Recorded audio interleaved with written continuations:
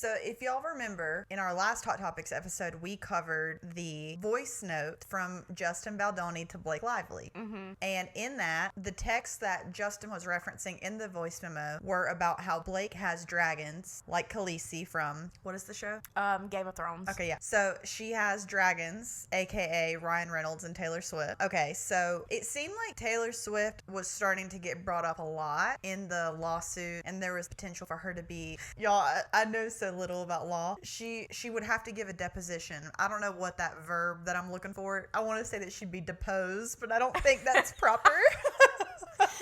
What's the verb of deposition? Yeah, Depose. I don't know. We'll go with it. A deposition I learned this because I've been watching, I'm not a fan of Candace Owens, but she's doing really good coverage of this. Yeah. She's so smart. She is. But I the way can't take her serious. She hates women. She's horrible to women. She does. And She's the way horrible. she says things in the most like attacking manner. Yeah. But she is intelligent. I'll give her that. And she knows a lot more about the legal system than I do. Yeah. She is like a real journalist. I'll at least give her that. But I learned from watching her, because this is kind of like the video that I took my notes from. A deposition happens before a lawsuit, and it basically allows every witness to come in and give testimony before the court case starts, and it allows both sides to see the argument that each side has before it goes to court, so that it gives the parties options to settle, because somebody might see the other side's argument and be like, I have no chance. I would be better off. Or the public stuff that could come out from this, I would rather just pay them and shut it up and be done with it. So I guess there is some speculation that Taylor Swift could have to give a deposition, which Candace Owens was discussing it, and she was like, if Taylor Swift, the biggest pop star on the world, got dragged into this drama and had to be completely unfiltered on the stand on a deposition and have to answer any questions, because she's really particular about her image and what she puts out there, that would probably be like very, and maybe this is just surface level, but like I think it would be like detrimental to their friendship, Blake Lively and Taylor Swift. Yeah. Because it would be exposing Taylor Swift in a way that the public has never seen her or heard from her. So because Taylor Swift's name has been being dragged into all of the court case stuff, Taylor Swift has released an article from her sources, aka Tree Pain, her publicist. Good old Tree. Yeah, they released an article on Daily Mail, and the reason I brought up our episode last week is because we discussed how I wonder how Taylor Swift feels about the fact that Blake Lively is obviously using Taylor as like a weight to pull a situation into the way she wants it to go. And so this article comes out from Daily Mail, which is like a very official journalism website. They don't just publish things like a gossip, like what we would do. Yeah. They're not us. Yes, like in website form. They're proper journalism. And so there was an article that came out that said that, I'll just read the headline from, okay. The title of the article says, Taylor Swift is taking a step back from Blake Lively as dramatic legal battle with Justin Baldoni threatens their decade-long friendship. So in this article, it basically just says that Taylor Swift is taking a step back from her friendship with Blake Lively after feeling like she was used as an intimidation tactic. Yes. So there's that. And there's been another article that's basically like backed this up. But what I think the issue is, from what I've learned about the case, is there was a meeting that Blake and Ryan and Justin Baldoni had about the rooftop scene. And Taylor Swift's side is saying that she made plans with Blake, not knowing that the meeting with Justin Baldoni was still happening. And then Taylor Swift went to Blake Lively's apartment and Justin was still there and they were still discussing the script. So in that moment, Taylor Swift gave her input on the script and just said that she liked what Blake had done with it. And it kind of seems like Justin is taking that now as you have Ryan Reynolds, Blake Lively, and Taylor Swift kind of pressuring him into changing it because Taylor Swift is allowing them to use their music to promote the movie. There's more tea to that, that I'll like circle back to that. But what do you think about, like, I know that we don't know, that's what's so hard, we don't know what really happened, but like in our last episode about this, we were talking about how like what in the heck happened behind closed doors that Taylor Swift is so involved in this, like it doesn't make any sense. So what are you gathering? What are your thoughts on this so far? If Taylor didn't know that Justin was still going to be there, I could see how this is like a big misunderstanding and how like Justin, because to him, I feel like he's warranted in feeling that like he was being pressured when Taylor Swift shows up and is like, yeah, I like what she's done. You know, like I get that. I am a little skeptical if our girl really didn't know. Oh, she is so smart. Like, Yeah. she's not stupid. But I also wonder if you have Blake Lively sending these messages to Justin saying, I have dragon, did Blake put Taylor in a position and not tell Taylor that the meeting was still happening? Because that's what Taylor's side is arguing right now. That she didn't know the meeting was still happening when she got there. And I'm like, what if Blake Lively Set her up to walk into the room? I could also see that being true. Yeah, I could too. My whole thing is though, like, what does this have to do with her saying that he smear campaigned her and sexually harassed her? It doesn't. Well, there is a little bit of a link. Because so far, like, to me, this again sounds like Blake Lively is sucky and hard to work with, which Yeah. we've said a million times, you know? Yes, I could see it. The thing is, we'll never know what is true. It would be something that would have to be like argued in court with like evidence and proof to show, and like it would have to release like Taylor Swift and Blake Lively's text messages and stuff like that. And that's the stuff that I could see being a problem for Taylor Swift having come out and her really starting to distance herself from Blake Lively after this. I think that they're not friends anymore. I don't think that this is gonna like seal their fate and they're done. She's the godmother to her children. Yeah. But who makes the biggest pop star in the world? Not that Taylor Swift isn't a person behind that, but do you think if something happened to Blake Lively and Ryan Reynolds that, one, they don't have families that are incredibly wealthy that could take care of the kids, and two, do you think Taylor Swift has time to take them on? No, I think, again, that's like a lot of the time people make people godparents, like not actually thinking about the logistics of that, and it's just like, oh my God, you're the godfather of my child. Yeah, and you it's know, like to give, just to say that Taylor Swift is their godparent. I Yeah. could see Blake Lively doing that.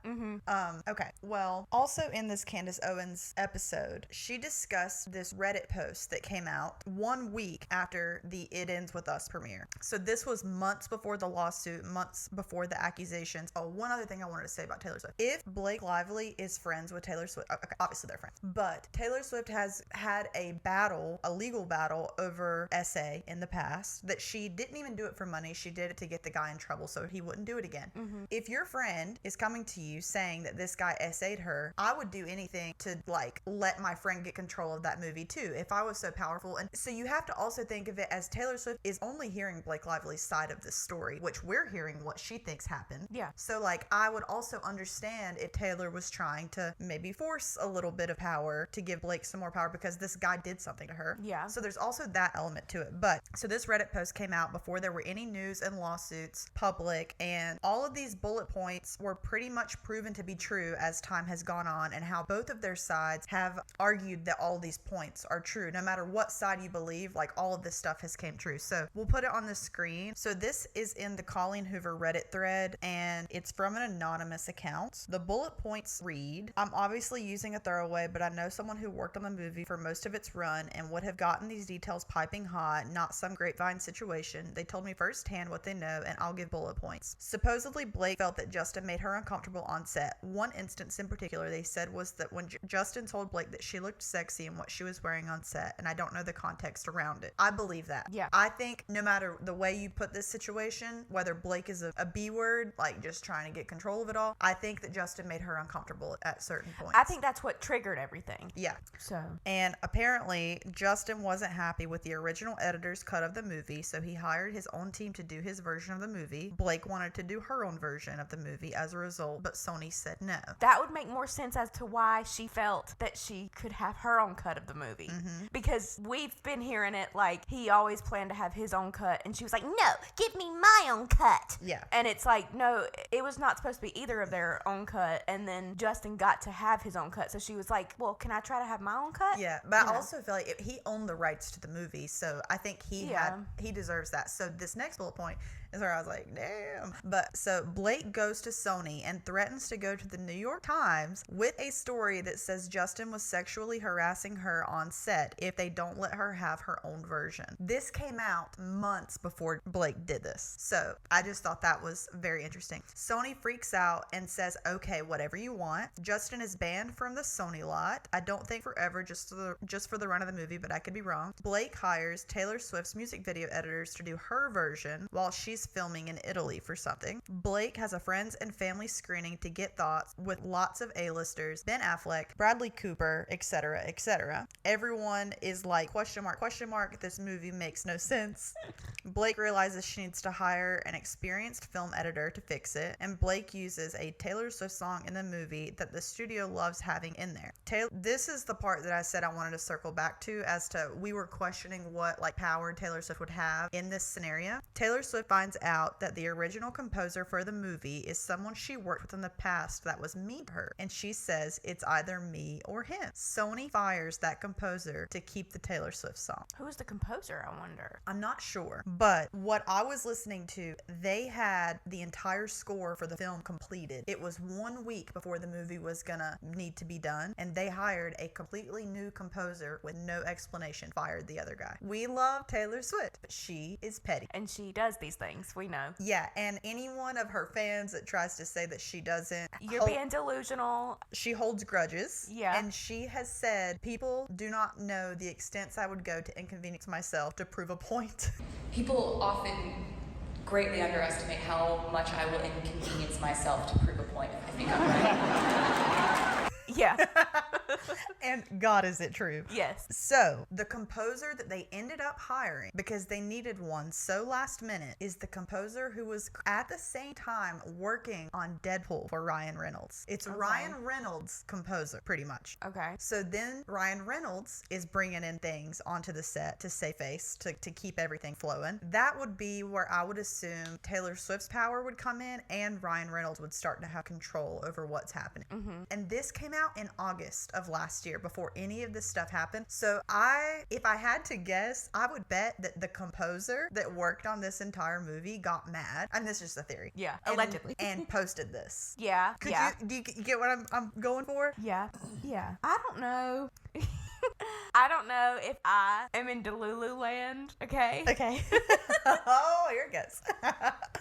But I still don't think that this necessarily makes one party look worse than the other. No, I agree. It's just like a chain reaction of like, first he did this, then so she did this in retaliation, and then it ended up in this big drama. Yeah, you know? I agree. That's why I think this Reddit post is great, because I think it argues both sides, like, and how like there are parts where both of their stories line up, and they're trying to paint that this makes that person look bad, but the other one's like, no, but that makes this person look bad. But I think what this does prove more than any of the arguments is the opinion that Blake tried to get control of this movie because she wasn't getting her way, and like she couldn't handle that. Like, Yeah. I think in the beginning Justin wasn't like bowing down to her every move, and I think that she's not used to that. And she's got Taylor Swift and Ryan Reynolds like in her ear, like kind of gassing her up, like Yeah. and building her up to maybe more than she like, and not that she's not great in ways, but like she's not amazing. Yeah.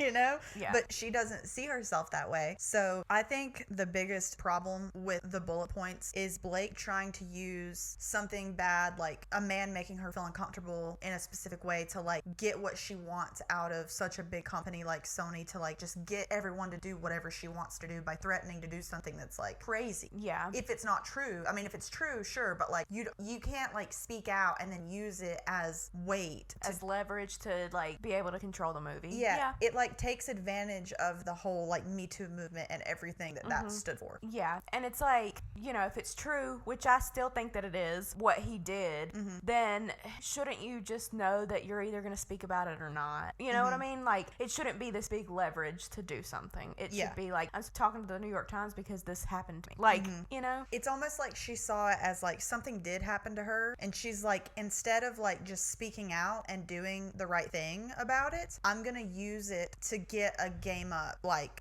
in Hollywood, like just trying to like build up like this. I don't know, like I don't even know how to put it, but like she's just trying to like just use it to get to the next step in her career, and that's just like that's just not why you do that. Yeah. But speaking of Blake going to, you know, the New York Times and saying like that she was gonna post that he did that to her, like if they didn't do what she wanted for the movie, it reminded me of recently Justin Baldoni has released a full website trying to make himself herself look better. And they also have proof that she was in cahoots with the New York Times, and the metadata of the pictures goes back farther than like when she actually filed the lawsuit. Right. And people were saying this proves that she was in cahoots with the New York Times to have a smear campaign against Justin.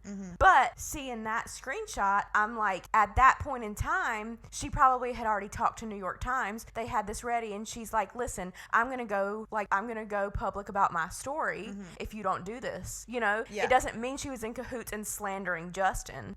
But I just thought that's interesting now to see that with more context too, because that's what everybody's saying about it, is that because it was the metadata is farther back, that means that she's lying. And I think that this proves that she's not. Yeah, I saw that the New York Times came out and said that the metadata from that photo doesn't prove when the data was received, and they've actually gone back and changed that metadata. So that is like an interesting point. And the other thing with the New York Times is Taylor Swift has incredible control there. That's like one of her like publicist contacts and someone that actively like she works with, you know what I mean? Yeah. So I think that Taylor Swift is even more involved in things than what we know. I think that I'm a fan of her, obviously, but like I would not be surprised if this deposition were to happen and like if Blake and Taylor's text got leaked. I think it would be bad, and that's why Taylor's like, yeah, we've been friends for 10 years. I'm the godmother to your children, but I ain't around right now. Taylor's like, get me out of this Yeah. because my text ain't being leaked. Yeah. You know, like as open as Taylor Swift is in her music and like leaves Easter eggs for people to piece things together and whatever, it's all still very like filtered, and she has a say in that. So it's like right now she's probably freaking. She's like, my unfiltered text that I didn't mean for anyone to ever see, I'm out. Like we're not doing this. Can her and Blake Lively are best friends? Can you imagine our No. text? Oh my, that's what I'm thinking about. I'm thinking about mine and your text going out to the public, and not only like it would be bad enough if it just went on my Facebook page, but like to be Taylor Swift famous and those text messages, Like like we're not even like mean or anything. It's just cringy. It would be cringy, like, Yeah. and embarrassing. Like, and you know that it's bad because before, whenever Justin and them were threatening to release that website you were talking about, Blake and Ryan issued, I guess in the state of California, you could do something called a gag order to basically force people to not release information about whatever, and the state denied them. And it's like, if you don't have anything to hide, why would you do that? well, I did see that it says like the court said not to make any public statements that could influence jurors. You know, so Blake wanted the gag order so that people stopped saying things to influence jurors, and then Justin put out a whole website in order to literally do the exact opposite. So he's like not listening to the court by doing this. That's what Blake said she was doing. Yeah, but you know what I mean? it makes Like, sense no, if it you know. does. But I don't know. I just feel like if you didn't do anything wrong, what do you have to hide? Yeah, I do think though that it's like very convenient that now Justin, his new like lawsuit or whatever, that he's accusing Blake of the same thing that she first accused him of. Like they're just going back and forth, like accusing each other of the same stuff. Yeah, like, it's very much like I think both parties were in the wrong at some point, but it's just crazy to watch it. It just keeps unfolding. yeah, it's just like the Spider-Man meme. Or they're pointing at each other. Yeah. Yeah. Like, one other thing, Blake, I don't know the legal jargon that I'm looking for on this, but we did not graduate from Harvard. we did not. We're not Elwoods. But this is like unheard of. So there was an email sent from Blake's lawyer to Justin's team because I guess they were prepping to do the depositions with Blake, and Blake denied the lawyer that was going to be doing her deposition. And you literally can't do that. Like that would be like us going to court and me bringing a lawyer and you bringing one and me being like, I'm not talking to that lawyer.